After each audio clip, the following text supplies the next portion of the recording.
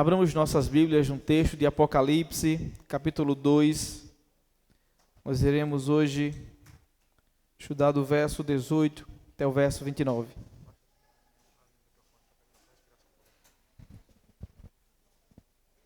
Apocalipse 2,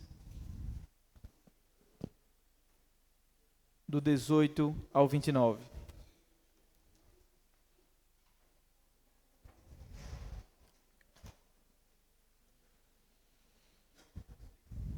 Todos acharam?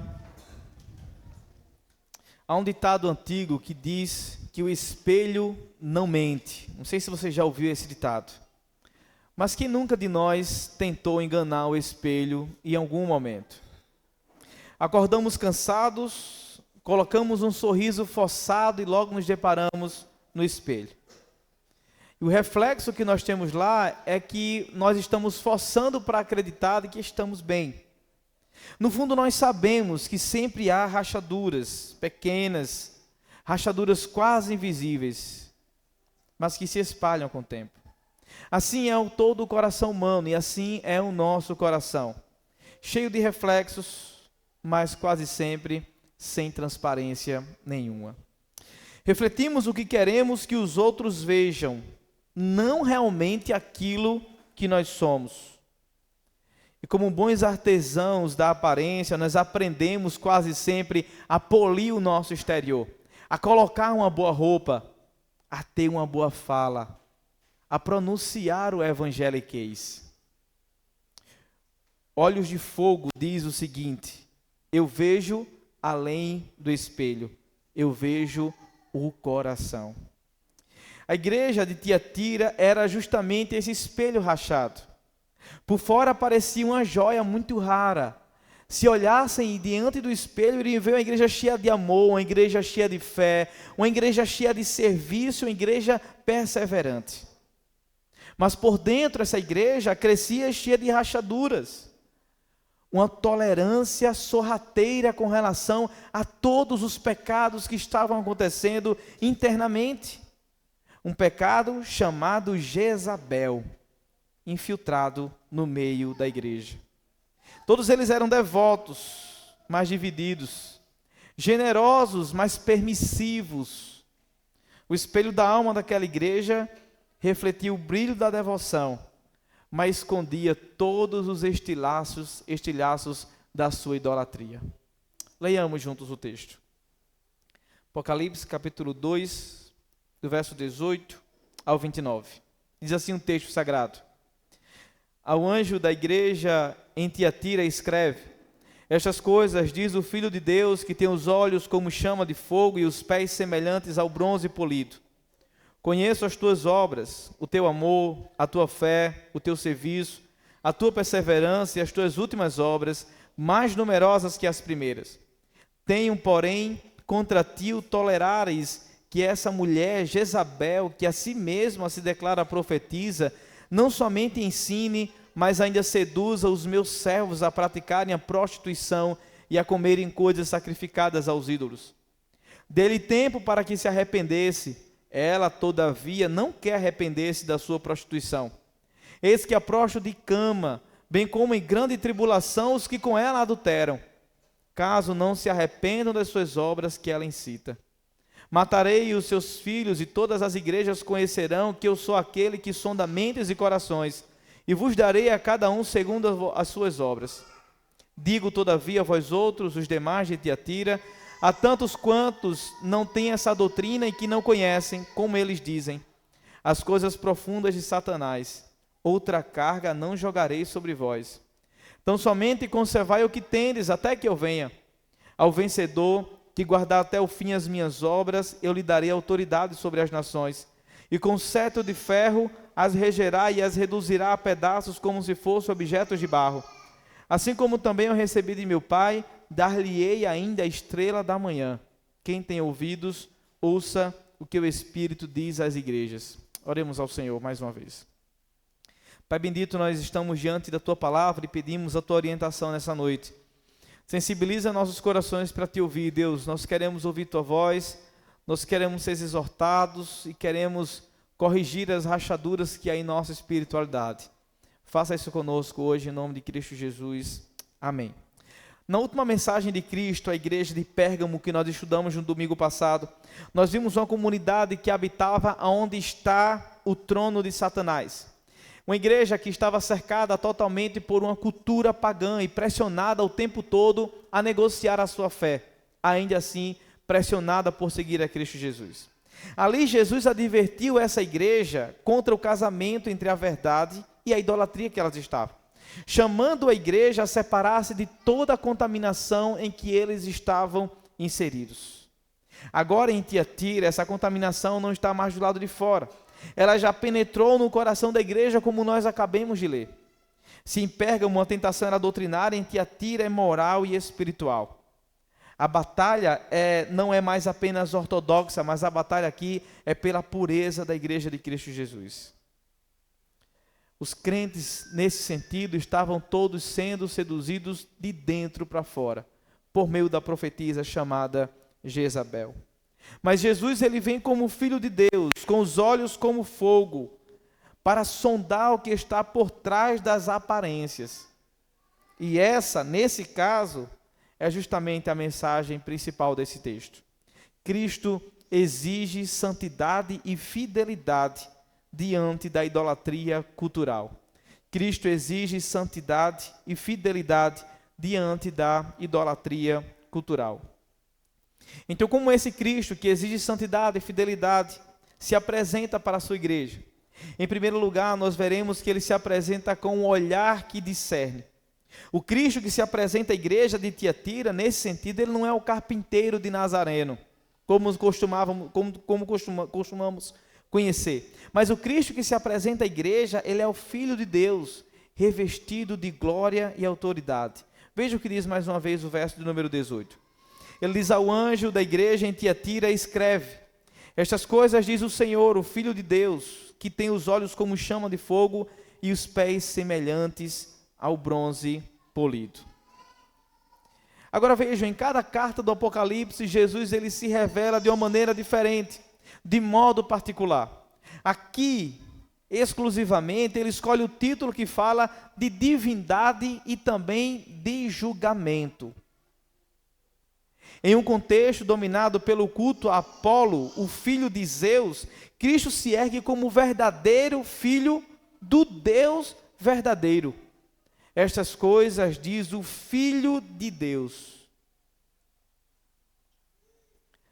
E para esse Deus, cujos olhos é de fogo, trazendo a ideia de que ele sonda o interior, ele enxerga o que está por trás da carcaça, ele vê o que está por trás da máscara, nada lhe é oculto.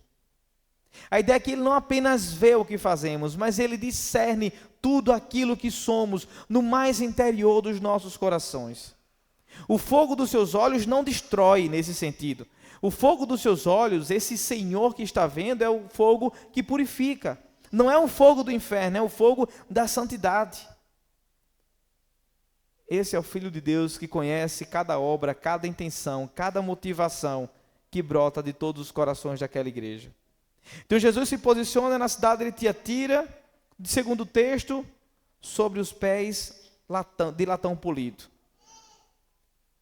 A ideia é o brilho de metal chamando toda a atenção daqueles que o olham, fazendo com que toda a população perceba a presença de Jesus no meio daquela igreja. Tiatira, para vocês entenderem, é uma cidade industrial, cheia de todas as associações comerciais, onde a vida econômica se misturava com o culto pagão. Então, pertencer a uma dessas comunidades implicava justamente participar de banquetes dedicados a outros deuses. Então, Cristo, inicia sua mensagem com um elogio àquela igreja. Verso 19. Conheço as tuas obras, o teu amor, a tua fé, o teu serviço, a tua perseverança e as tuas últimas obras, mais numerosas do que as primeiras. Nesse caso, essa igreja amava mais do que Éfeso, servia mais do que Sardes, que nós ainda iremos estudar, e perseverava mais do que Laodiceia. Mas o mesmo olhar que reconhece o progresso, mais à frente irá revelar a contaminação dessa igreja. Em primeiro lugar, ele está dizendo que conhece as obras, o amor, a fé, o serviço, a perseverança, e está dizendo que as últimas obras da igreja são muito melhores do que as primeiras. Ou seja, vocês estão numa situação de obras muito melhor do que no primeiro amor, do que nos primeiros tempos. Os cristãos em Tiatira visivelmente demonstravam amor pelo próximo, visivelmente demonstravam serviço uns aos outros e visivelmente mostravam uma perseverança atuante.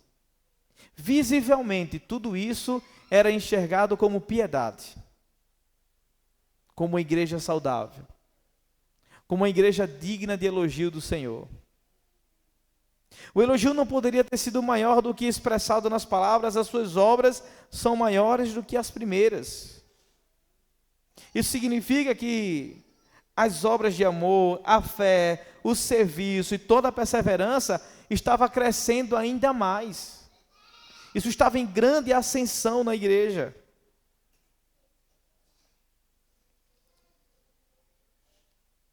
Mas Cristo ainda hoje contempla também a sua igreja com um olhar penetrante, como tem olhado para essa.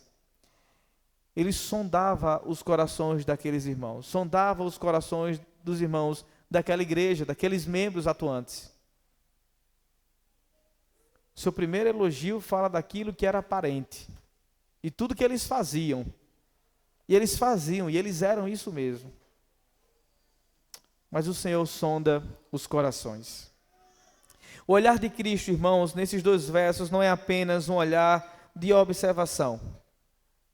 O olhar de Cristo nesses dois versos é um olhar que discerne intenções. Certo, o Senhor está elogiando, o Senhor está enxergando suas obras, uma igreja ativa, uma igreja que trabalha, uma igreja que tem fé, uma igreja que é cheia de amor, uma igreja que as suas últimas obras têm sido melhores que as das primeiras, uma igreja vigorosa. Mas esse olhar do Senhor é um olhar que discerne as intenções daquilo que está por trás do que estavam se fazendo. Revela de fato a motivação de todos os corações. Traz para fora, de maneira visível, aquilo que se passa interiormente nessa igreja. E isso é muito importante nós percebermos, porque nós vivemos em uma era de aparências. Aparências que enganam. E máscaras religiosas cada vez mais têm sido comuns nos nossos dias. Mas nesse sentido, o Senhor não se impressiona com atividades. O Senhor, nesse sentido, não se impressiona com os números dessa igreja. Não importa o crescimento numérico, não importa o tanto que eles façam, não importa o tanto de atividade. Embora o Senhor esteja vendo tudo aquilo que eles estão fazendo. Mas os olhos de fogo que está olhando para essa igreja, falando dessa igreja, a fim de purificá-la, de santificá-la, está enxergando por trás disso tudo sinceridade e integridade. Essa igreja era uma igreja que fazia muito, amava, servia e perseverava, mas Cristo veio além. Nós somos bons, irmãos, no sentido geral, em disfarçar toda a nossa vida interior pelo evangeliquez, como eu falei na oração. Nós somos bons também em colocarmos capas de ativismo religioso e esconder de todo mundo, de fato, aquilo que somos e quem somos. Esse texto traz um alerta para todos nós. Cristo está vendo todas as coisas. Cristo está vendo todas as nossas obras e obras disfarçadas de piedade. Cristo consegue enxergar toda a multiplicação de serviço que nós temos praticado. Cristo consegue enxergar todo o amor que demonstramos uns pelos outros. Cristo consegue enxergar toda a perseverança que nós demonstramos de maneira externa uns para os outros. Isso pode simplesmente ser de maneira honesta, genuína, como nós veremos mais à frente, de alguns da igreja que eram dessa maneira, mas também traz o alerta que isso pode ser capas que nós temos colocado e máscaras que nós temos colocado para ofuscar ou mostrar para outras pessoas aquilo que nós de fato não somos. Nas famílias, isso se aplica quando nós aparentamos piedade, oramos, cantamos e servimos, mas nutrimos amargura, orgulho dentro de casa ou omissão moral. O olhar de Cristo, ele revela o que ninguém vê. O desrespeito disfarçado de silêncio. O egoísmo disfarçado e mascarado de cansaço. O adultério emocional escondido sob amizades espirituais. E a ira de pais transvestida de disciplina nos filhos. Esse texto nos chama a viver uma vida cristã sem duplicidade. Sem duplicidade. Sem máscaras, mas de maneira integral. No trabalho significa servir com ética, mesmo quando ninguém observa. Na faculdade significa manter a pureza, mesmo que todos os homens zombam de nós. No casamento, honrar o cônjuge, mesmo quando ele não retribui. Tendo a perspectiva de que Cristo vê e sonda os nossos corações. E esse olhar de fogo que discerne não é um olhar ameaçador, é um olhar redentor. O Cristo que nos examina, o Cristo que nos enxerga, Ele não está fazendo isso para nos ameaçar. Ele não está fazendo isso para nos condenar, muito pelo contrário, isso era para nos purificar. O chamado de Cristo a essa igreja, dizendo, eu conheço as suas obras, não é para a condenação, eu conheço tudo isso e vou usar isso para lhe condenar. Muito pelo contrário, eu conheço suas obras. Mas em toda a estrutura da carta do Apocalipse há um convite ao arrependimento. O Cristo, cabeça da igreja, que olha para a igreja, que observa a igreja, conhece a igreja, convoca a igreja à purificação, à santificação. Ele não diz, veja o que você fez e vou punir. Mas ele diz, veja o que você fez e você precisa mudar. E por meio do poder do Evangelho, todos nós podemos ser transformados. O Evangelho, então, irmãos, responde ao medo de olhar com graça. O Cristo que tudo vê, é o mesmo Cristo que perdoa. E a cruz de Cristo nos assegura de que hoje, aquele que nos sonda é o mesmo que desviou cada um de nós de morrermos na cruz do Calvário, por causa dos nossos pecados. E se precisamos de ajuda, o Espírito Santo nos ajuda nesse processo. Ele ilumina tudo aquilo que está escondido, trazendo luz àquilo que ocultamos das pessoas que nos cercam. Quando nós oramos, sonda-me, ó Deus, e conhece. Sabes quando me assento, quando me levanto. Quando confessamos diante do Senhor o nosso pecado. A consequência posterior é, cria em mim, ó Deus, um coração puro, igual o salmista orou no Salmo 51. O convite do texto, nesses 2 primeiros versos, é um chamado à vida sem duplicidade. A obras sem serem transvestidas para esconder ou enganar as pessoas que nos cercam. Mas a obras de piedade de fato, a amor sincero e a perseverança diante de Cristo. O Cristo que exige santidade e fidelidade se apresenta em primeiro lugar com um olhar que discerne e em segundo lugar com uma voz que corrige. A voz de Cristo agora ela muda de tom e o elogio que Cristo fez agora se torna em confronto. Veja comigo o que diz o verso número 20.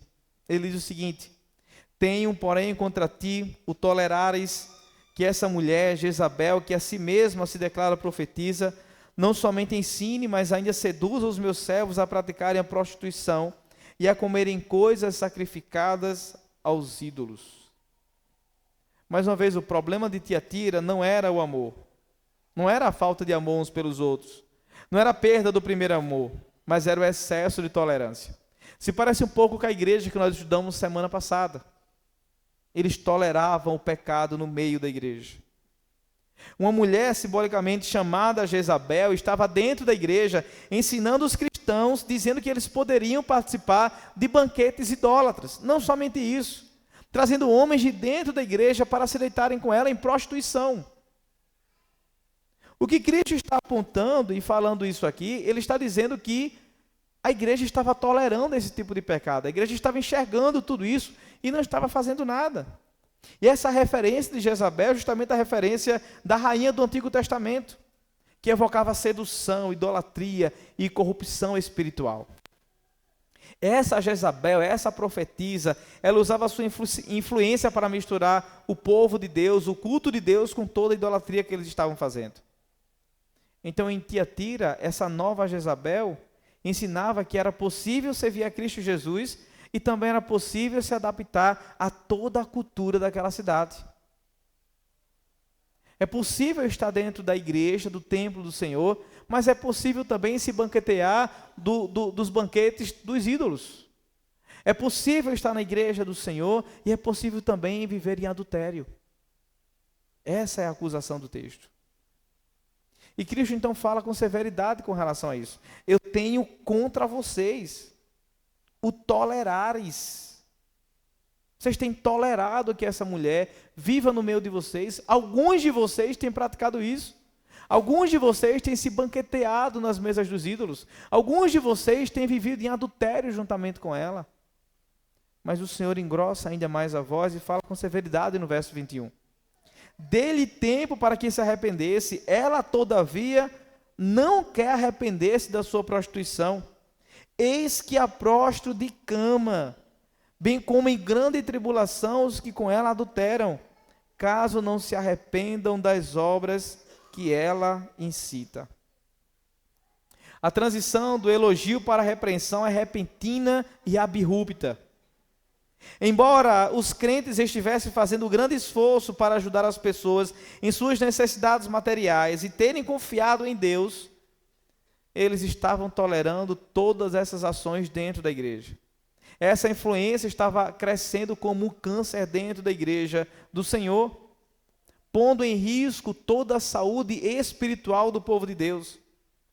Hendrickson diz que nesse texto nós vemos o paralelo entre a mulher que seduz e daqueles que é seduzido por ela. Ele continua dizendo que a cama na qual ela sofre e a grande aflição que seus seguidores sofrem. A cama que Jesus tem em mente aqui, ele diz, não é o divã ao lado da mesa de jantar, que era comum nos lares orientais daqueles dias. Ele diz que essa cama aqui que o texto está falando também não era a cama para descanso do trabalho. Por interferência, ele diz que era uma cama para pacientes acometidos por uma doença resultante de um estilo de vida silencioso. A mulher Jezabel estava colhendo aquilo que havia semeado. Ela fora lançada numa cama de sofrimento que, consequentemente, também a levaria à morte.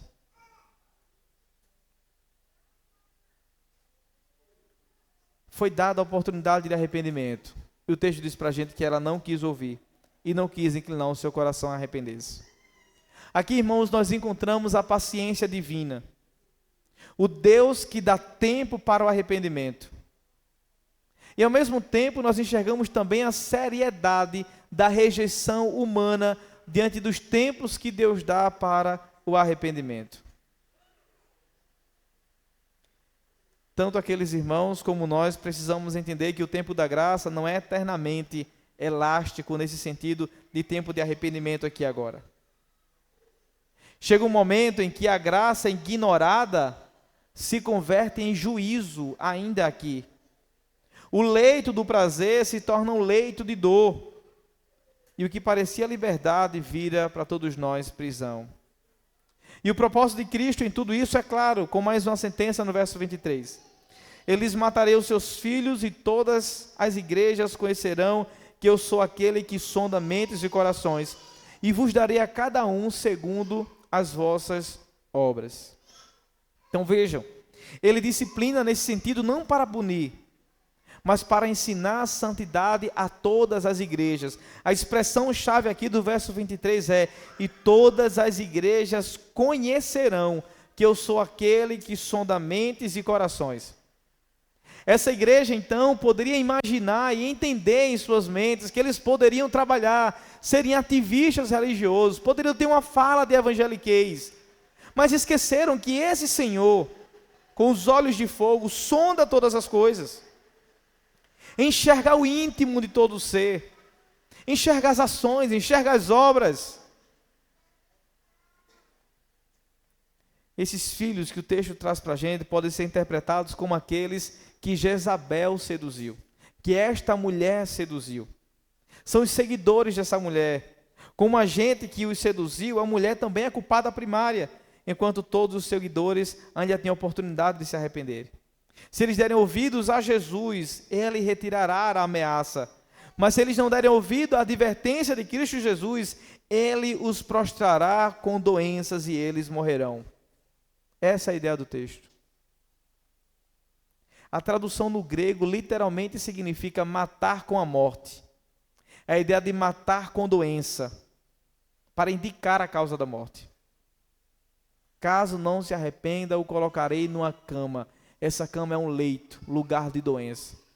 É juízo. É consequência por causa do pecado silencioso e oculto. Um pastor contou certa vez que viu seu filho correndo em direção à rua movimentada. E ele gritou o nome do menino de maneira muito firme e o puxou pela camisa. O menino chorou. O pai o abraçou dizendo: eu prefiro que você chore agora do que você não sorrir nunca mais. Isso retrata para a gente algo muito claro e simples. Assim é a voz de Cristo Jesus, firme, amorosa, salvadora. E a disciplina é o amor de Cristo em alta voz. O Senhor quase sempre, culto após culto, tem nos puxado pelo gogó de maneira muito abrupta, de maneira quase sempre tão dura de ouvir. O tenho, porém, contra ti nunca é fácil para ninguém. Não é fácil para os ouvintes daquela época e também não é fácil para nós que estamos ouvindo agora. Porque as realidades das igrejas são praticamente as mesmas. Não muda muito da do primeiro século. Muito pelo contrário. A libertinagem ainda é maior que a do primeiro século. Então todos os domingos estamos ouvindo: tenho porém contra ti, tenho porém contra ti.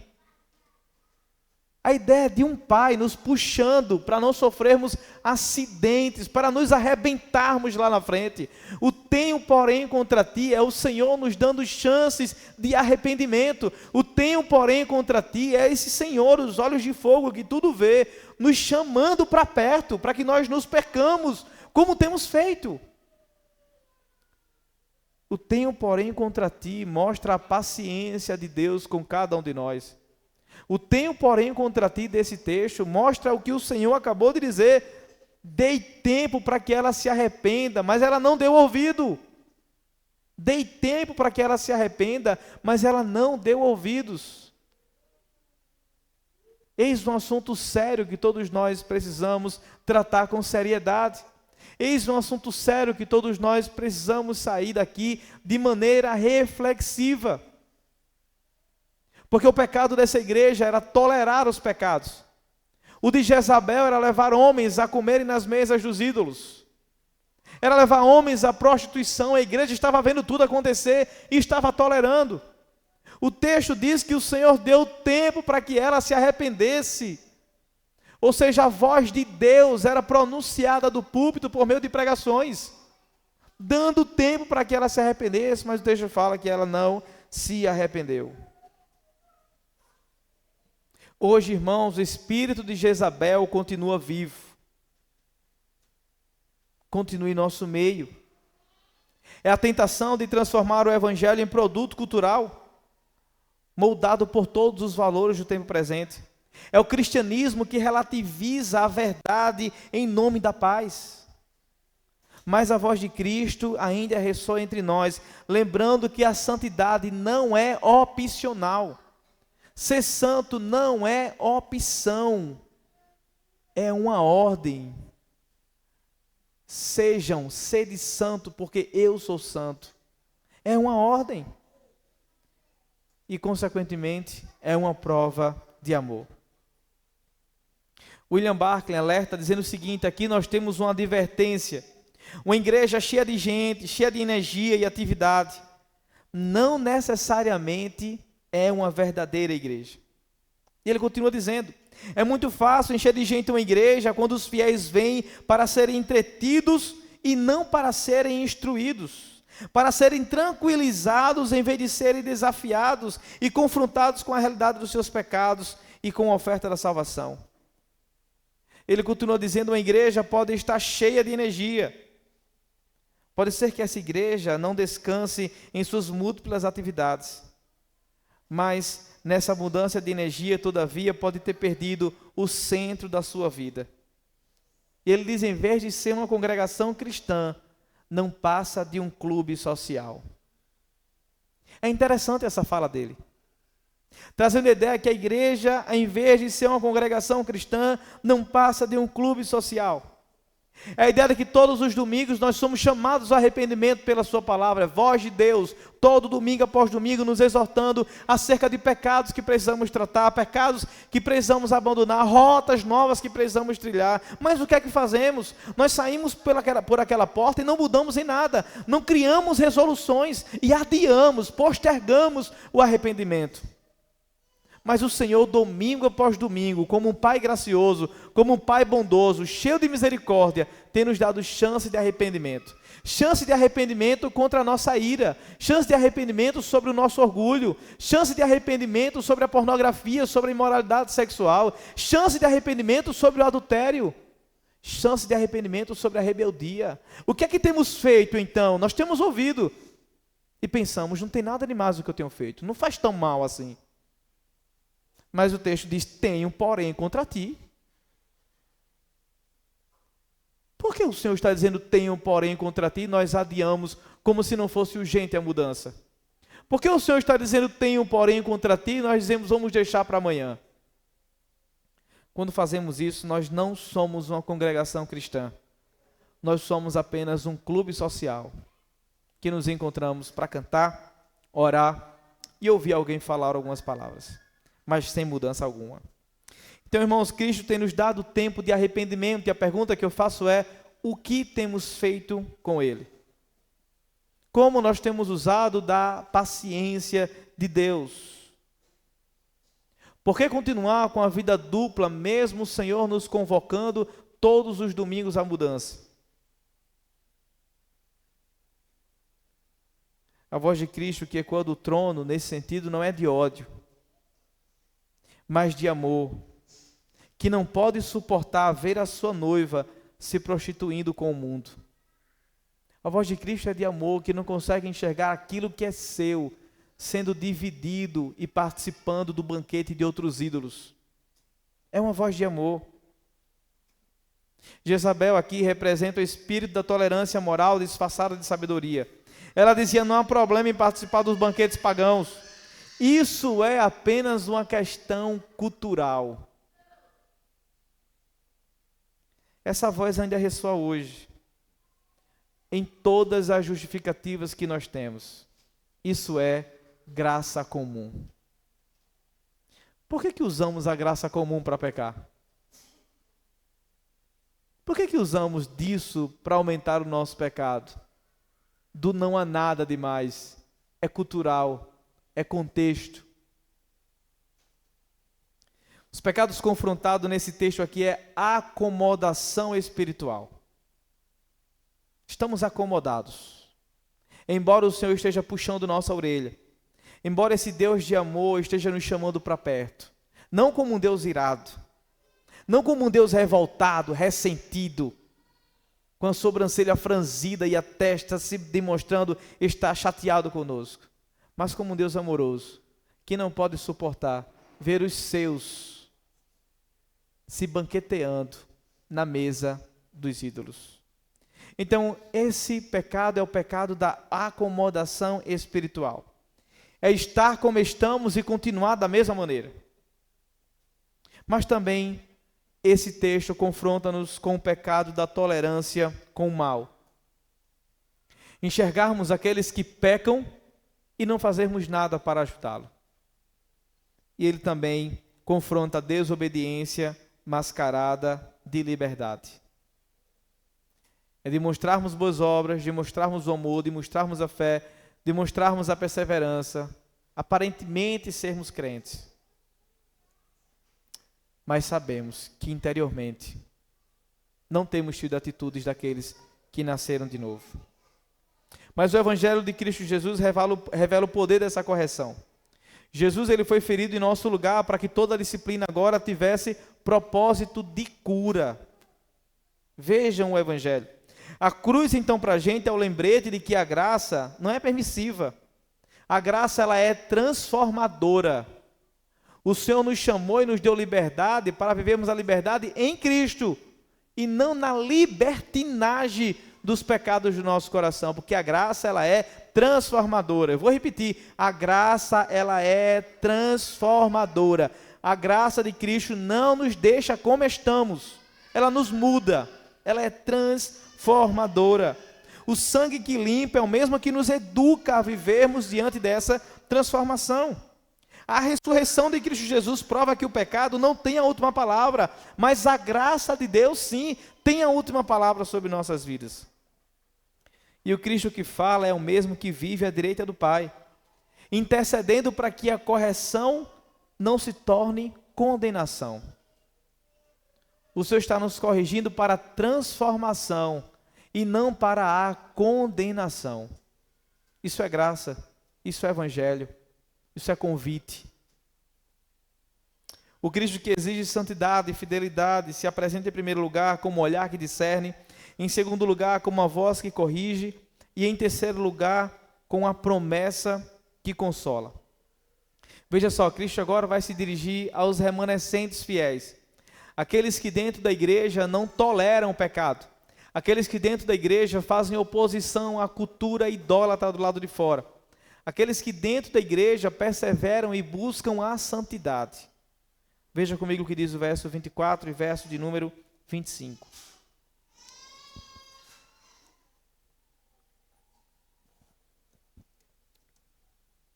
Digo todavia a vós outros, os demais de Tiatira, há tantos quantos não têm essa doutrina e que não conhecem, como eles dizem, as coisas profundas de Satanás. Outra carga não jogarei sobre vós. Então somente conservai o que tendes, até que eu venha. Então veja, em meio a toda a confusão doutrinária, em meio a toda a confusão moral dessa igreja, havia aqueles que não haviam se dobrado ao espírito de Jezabel, e nem havia conhecido as profundezas de Satanás. A esses fiéis, a esses remanescentes, a esses que estavam procurando a santificação, Cristo não impõe outro peso além da perseverança. É como se ele dissesse: continue firmes. Eu sei que é difícil, mas a fidelidade de vocês será recompensada. Traz a ideia do jugo de Cristo como leve, não porque é um caminho fácil, mas porque ele caminha conosco.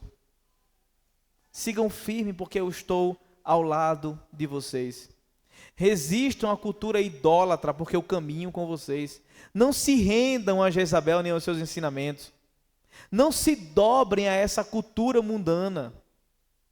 Não dialoguem tanto com a cultura, nesse sentido de pecado. Então vejam que coisa bela, nessa igreja havia irmãos que buscavam a santificação, mostrando que mesmo em meio ao caos daquela igreja, é possível pessoas buscarem a santificação de maneira genuína. É possível que de fato pessoas como elogiadas pelo Senhor tenham amor, tenham fé, tenham serviço e tenham boa perseverança. E isso não ser uma máscara para transvestir o pecado interior, ou o pecado invisível, ou o pecado oculto. Muito pelo contrário, o Senhor está mostrando que no meio dessa igreja há pessoas que buscam de maneira genuína a santidade. A santidade da vida e de caráter é uma marca de igreja verdadeira. A santidade da vida e do caráter é uma marca da igreja verdadeira. Porque a santidade, ela não é apenas a vontade de Deus, mas é o propósito de Deus para todos nós. O Novo Testamento está cheio de textos que fazem fazem um apelo à santidade. Paulo fala isso aos Efésios: deixar as velhas vestes e se vestir do novo homem. Uns aos outros, como eu sempre tenho mencionado nos sermões, é justamente nesse sentido, de afiarmos uns aos outros, exortarmos uns aos outros. E para que tudo isso? Para sermos mais santos. Deus nos escolheu para sermos santos, Efésios 1:4. Só os puros de coração verão a Deus, Mateus 5:8. Sem santificação ninguém verá a Deus, Hebreus 12:14. Esses irmãos se apartavam do mal e estavam vivendo em novidade de vida. Estavam vivendo de fato na prática o novo nascimento que tinham em Cristo Jesus. A estes que forem encorajados a conservar o que têm, há promessas também. Versos 26, 27, 28 e 29. Ao vencedor que guardar até o fim as minhas obras, eu lhe darei autoridade sobre as nações, e com cetro de ferro as regerá e as reduzirá a pedaços como se fosse objeto de barro. Assim como também eu recebi de meu Pai, dar-lhe-ei ainda a estrela da manhã. Quem tem ouvidos, ouça o que o Espírito diz às igrejas. O comentarista diz que essas promessas se desdobram em duas bênçãos. A primeira é uma citação do Salmo 2, onde o Messias recebe o poder do Pai para reinar sobre toda a terra. Cristo, o Filho, compartilha agora essa autoridade com todos os seus servos. Mas a ideia que ele traz aqui desses benefícios, dessas promessas, daqueles que perseveram, daqueles que conservam até o fim, não é um poder político, mas é o poder espiritual. É o reino do Cordeiro expandindo-se através da fidelidade dos santos. Em contraste com Jezabel, que queria domínio pela manipulação, os fiéis reinarão por participação na obediência. A segunda promessa, então, do texto é ainda mais sublime. Dar-lhe-ei a estrela da manhã. Mais tarde, em Apocalipse 22:16, Jesus se identifica como a estrela da manhã. Ou seja, o galardão dos fiéis é o próprio Cristo. Ele é o sol que desponta depois da noite do sofrimento. O brilho da nova criação. A maior recompensa para o crente, nesse sentido aqui, não é um trono e reinar em sua própria vida. O maior benefício e a maior promessa para o crente aqui é a promessa eterna do Rei, a estrela da manhã. O Senhor está dizendo, conserva o que tem. Os remanescentes que estão procurando ser cada vez mais santos, os remanescentes que não deixaram de orar, os remanescentes que não deixaram de ler a minha palavra, não deixaram de querer ouvir minha voz, conservem o que têm. Os puros, os que procuram a pureza no meio da igreja, conservem o que têm, porque há promessas para vocês, e a mais importante é a estrela da manhã, o maior galardão, o próprio Cristo Jesus. Se o propósito de Deus é a nossa santidade, o propósito de Satanás é frustrar esse propósito. Se Deus exige, ordena e apela o tempo todo para sermos santos, é porque é importante. É porque a queda nos afastou tanto de Deus, que cada vez que alimentamos a carne, ficamos distantes, porque a queda nos afetou. E naturalmente nós não queremos saber de Deus. Naturalmente nós não temos aptidões em ir em direção a Deus. Naturalmente. Por isso que há muita insistência quanto à santidade. Por isso que há muita insistência para conservarmos o que tem. Mas o propósito de Satanás é frustrar o propósito de Deus em sermos santos. Ele está sempre induzindo os crentes a pecarem. Ele vai usar o anticristo para esmagar a igreja pela força. Ele vai usar o falso profeta para perverter o testemunho da igreja pelo mal. Mas se não lograr êxito, ele vai seduzir a igreja através da grande Babilônia. Todo esse sistema sedutor que nós temos no mundo. Se o diabo não pode destruir a igreja por meio da perseguição, por meio da heresia, ele vai tentar corromper a igreja por meio dos pecados. Por meio dos nossos desejos, aptidões. Esse é um alerta que nós precisamos fazer. Se o propósito de Deus é a santificação, o de Satanás é destruir a nossa santificação. Cristo nunca termina suas cartas com peso, mas com promessa. Ele fala àqueles que resistiram às profundezas de Satanás, aos que não cederam à tentação cultural. Sua palavra é doce. Não porei sobre vós outro fardo. Conservai o que tendes até que eu venha. Esse é o consolo da fidelidade. Deus não exige mais do que podemos dar, mas nos dá mais do que nós pedimos. Ele nos dá mais do que nós pedimos. O princípio aqui é a fidelidade comum. Fidelidade que todos nós devemos ter como igreja aos olhos de Deus. E a estes que conservam, Cristo promete duas coisas: autoridade sobre as nações e a estrela da manhã. Mais uma vez, a primeira significa compartilhar do seu reinado, a segunda significa ser agraciado com Ele próprio. Nesse caso, o prêmio da perseverança, o prêmio daqueles que se conservam em santidade, não é poder, não é status, não é glória. O prêmio daqueles que se conservam em santidade é a presença do próprio Cristo. Como falei semana passada, não há nada mais importante para nós do que a presença de Cristo. Não há nada que nos aqueça mais do que a presença do nosso Redentor. Não há nada que nos traga mais alegria do que os benefícios da salvação.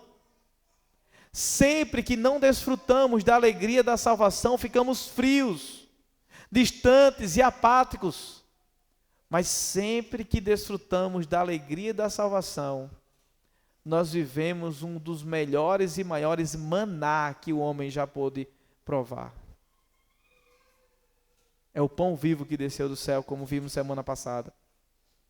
E a estrela da manhã, a sua presença conosco. O Evangelho, ele cumpre isso. Porque Cristo ressuscitou e reina, a nossa fidelidade não será vã. Cada obediência silenciosa, cada resistência escondida, cada lágrima derramada no secreto é registrada diante do trono de Deus. Ele promete que nós reinaremos com Ele, e isso começa agora, quando nós reinamos sobre o pecado, pelo poder do Espírito Santo de Deus. Então a santidade é um prenúncio do céu na terra. É um gostinho daquilo que nós iremos viver no céu. É uma antecipação do gozo eterno ao lado de Deus. E o Espírito Santo é o penhor dessa promessa, porque ele nos lembra que o Rei vem, ele nos lembra que o mal é passageiro, ele nos lembra que cada passo fiel é uma antecipação da glória eterna. Os pecados que nós podemos enxergar no texto é o desânimo. Talvez haja desânimo por tanto lutar contra o pecado e não conseguir vencê-lo. Mas seja porque talvez você esteja lutando com as armas erradas. Esteja lutando na força do próprio braço. Se coloque numa posição passiva e deixe que o poder do Evangelho de Cristo Jesus atue na sua vida, atue no seu coração. Um outro seja a incredulidade. Vivemos como vivemos porque por mais que estejamos aqui, somos incrédulos quanto a Cristo Jesus. Não acreditamos de fato no Evangelho. Não acreditamos de fato no poder que pode nos transformar. E caímos então na falta de fé em Deus. E um outro é a desistência. Você pode já ter desistido, entregado os pontos. E está se imaginando que esse Cristo não lhe dará uma nova chance. Mas se o Espírito Santo de Deus habita em nós, e Ele está falando nessa noite por meio da sua palavra, todos nós temos aqui nessa noite mais um chamado a arrependimento. Mais um chamado a arrependimento. Por isso, meu pedido a você é: reflita sobre quais pecados você precisa se arrepender hoje. Analise quais pecados você tem postergado e deixado para se arrepender amanhã. Pense aí quais pecados você vê como normal e tem dito não tem nada a ver. Isso é cultural. E ouça a voz do Senhor: tenho, porém, contra ti. Mas também ouça que esse tenho, porém, contra ti não é para a nossa condenação, mas para a nossa transformação. Essa não é uma pregação moralista, uma pregação que traz esperança. Nós não vamos sair por aquela porta com a cabeça abaixada. Nós vamos sair de cabeça erguida, mas prostrados diante da cruz de Cristo Jesus, confessando os nossos pecados. Quando Cristo olhou para a igreja de Tiatira, ele viu um espelho rachado. O reflexo era bonito, cheio de amor, cheio de fé, cheio de serviço, mas havia rachaduras invisíveis. Havia pequenas concessões que aquela igreja tinha feito com a cultura mundana. E ainda assim, como um espelho trincado, ainda reflete, mas deforma o rosto, aquela igreja ainda servia, mas já não refletia Cristo com pureza. E o mesmo acontece conosco. Tentamos esconder as fissuras da alma com boas obras, com sorrisos religiosos, com verniz de espiritualidade, mas o olhar flamejante do Filho de Deus atravessa toda a maquiagem que nós podemos colocar no nosso rosto. Desmonta e rasga toda a máscara que nós podemos colocar. Tira toda a capa e toda a veste de piedade que nós tentamos vestir. Mas ele não vem para quebrar o espelho. Ele vem para restaurá-lo. Ele não vem para destruir o reflexo. Ele vem para limpá-lo com o sangue da cruz. Até que a sua imagem seja vista com nitidez em nós. A ideia de Cristo é essa. É nos corrigir para que a sua imagem seja vista em nós. As pessoas precisam olhar para nós e enxergar Cristo. É o que elas precisam. E eis a boa notícia do Evangelho. O espelho da nossa alma pode estar trincado, mas Cristo é o restaurador das rachaduras. Na cruz ele foi despedaçado para que pudéssemos ser refeitos. Ele foi coberto de vergonha para que o nosso reflexo fosse vestido de glória. Hoje esse Cristo Jesus nos chama não a polir o que está rachado, mas a entregar o espelho nas suas mãos e deixar que Ele remonte todas as rachaduras que nós temos. O Evangelho é o sopro que remove a poeira. A graça é o ouro que sela as fendas. O Espírito Santo é a luz que volta a refletir o rosto do Senhor em nós. Voltemos a refletir o rosto do Senhor em nós. Voltemos a ouvir expressões como aquela: eu percebi algo diferente em você. Voltemos a refletir Cristo Jesus. Que o Senhor nos abençoe e que nos ajude a trilharmos a rota da restauração nessa noite. Arrependam-se antes que seja tarde. Feche seus olhos, curve sua cabeça e vamos orar ao Senhor.